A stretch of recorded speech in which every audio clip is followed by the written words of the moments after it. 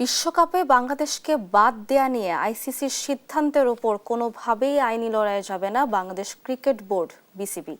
শনিবার রাতে বোর্ড সভা শেষে এমনটি জানিয়েছেন সংস্থাটির মিডিয়া কমিটির চেয়ারম্যান আমজাদ হোসেন। তিনি আরও বলেন, সাকিব ফিট থাকলে আবারও দেখা যেতে পারে জাতীয় দলের জার্সিতে।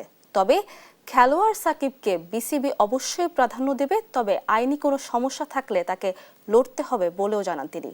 মিডিয়া কমিটির চেয়ারম্যান জানান, সফলতার সাথেই শেষ করেছে এবারের বিপিএল। বিসিবির ইন্টিগ্রিটি ইউনিটের সতর্কতায় প্রায় ৮০% ফিক্সিং রোধ করা সম্ভব হয়েছে।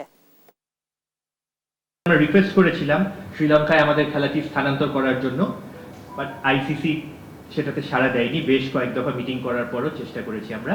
তো যেহেতু সাড়া দেয়নি, তো এক্ষেত্রে আমাদের আসলে এমন কিছু আর করার নেই, কারণ এটা সরকারের সিদ্ধান্ত।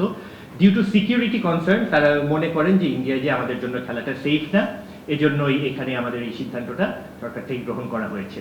বোর্ড সর্বসম্মতিক্রমে সিদ্ধান্ত গ্রহণ করেছে যে যদি বেসড অন সাকিব আল হাসানের অ্যাভেলেবিলিটি, ফিটনেস এবং অ্যাক্সেসিবিলিটি প্লাস হচ্ছে যেখানে খেলা হবে ভেন্যুতে ওখানে যদি প্রেজেন্ট থাকার মতো ক্যাপাসিটি থাকে, অবশ্যই বোর্ড বা সিলেকশন প্যানেল সাকিব আল হাসানকে পরবর্তীতে সিলেকশনের জন্য বিবেচনা করবে।